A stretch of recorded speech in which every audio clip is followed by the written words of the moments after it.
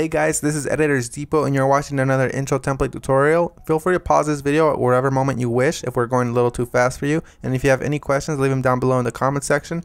We always reply to every single comment, and if we're away for a minute, just go ahead and comment down below and there's very friendly people that will help you, guaranteed. It's important to remember that this is a pre-made tutorial that we've carefully selected and approved because we noticed that it works the exact same way. If you have any questions, comments, or it's just not working for you, just leave a comment down below and we'll get back to you, guaranteed. Now this tutorial requires both Adobe After Effects and Cinema 4D. You will absolutely require them. If you do not have them, go ahead and visit EditorsDepot.com. We can do any template customization at very affordable prices. Just feel free to select the template you wish and check out with it and detail everything you want on the template. Now that that's out of the way, all you're going to want to do is open up the Cinema 4D file. So here it is, and we already have it open, so we're going to go ahead and bring it up. And as you can tell, everything is ready to go. All you have to do is replace the text, render, and you're done. Except one little thing, there's sometimes problems that come up with the templates, and I'm going to go ahead and cover them here. Sometimes the audio will be included, and you don't have to worry a bit about that. As you can tell on this template, the audio is included. That's not a problem at all. And sometimes the font is not included. If it's not, all you want to do is of course look for the text layers. They will look a little like this. Select it and then hit font and select any font you wish. You can visit designerdepot.net for any font you wish. The first thing you want to do is of course modify one of the text layers. So here it says your. I'm going to go ahead and hover the text after I select it and replace it with editors. I'm going to do the same thing for the second layer behind that one. I'm going to hover the text and write editors. Now that that's done, I'm going to go ahead and render preview. And as you can see, it says editors, everything is 100% fine. You do the exact same thing for the bottom layers. I selected both at the same time. I'm going to replace it with Depot. Once I go ahead and render preview, it looks amazing and I'm happy with it. I'm 100% happy with the colors because it's red and Editors Depot is red. But if you're not happy with the colors, you can simply come down below, double click it, and make any modifications you wish. Whether it's make it green, make it blue, or blend it all together and make a little purple. I'm going to go ahead and keep it this way, and I'm going to go ahead and go to my render settings now. Once you're in the render settings, you're going to want to make sure that your width and height is set to 1920 x 1080 if you have a very good computer or decent computer and you have time. If you have a slow computer and you probably don't have that much time, you make sure you set it 1280 by 720. You want to make sure you tick all frames, and then you go to save.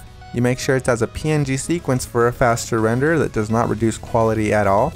And you want to make sure you select file here. Make sure you make a folder for this one render sequence that's alone and empty. Mine is template render, and I'm going to name my every single sequence render. You close that and you begin the render. While it finishes rendering, I'm going to go ahead and open up my Adobe After Effects file and go ahead and get started with that for you guys. As you can see, that says that there's two files missing, so I'm going to go ahead and find them for my computer. So I'm going to wait for it to load, and as you can see, it says here that the audio is missing. I'm going to go ahead and double click the file, and I'm going to find it for the computer. It should be included in the template, and if it's not included, we're sorry and we're going to do our best to try to help you, but if it's not, you can go ahead and include any audio you want. As you can see here, it's not included, so I'm going to go ahead and just drag in one of my copyright-free files that I have in my library. You can use the one that we're using for this tutorial. Another really quick tip you can actually follow is just close this, right click the file, and go to rename. You can actually copy the entire name if it still has the original name of the song. Then you go back to YouTube, you paste that there, and you download the file from there. You want to make sure it's copyright free and you're not breaking any laws though. Once you've gone ahead and replaced your song, you're going to want to go ahead and replace the other thing that was missing, which is of course the PNG sequence. It might be a PNG file, .png, or it might be an MP4 file, or anything within those regards, like QuickTime for example. You're going to go ahead and double click it and replace it with your render sequence. I'm going to select the first frame, scroll all the way down just to be safe, and select the last frame. You want to make sure you do the same thing, all while holding shift, so it selects every single one.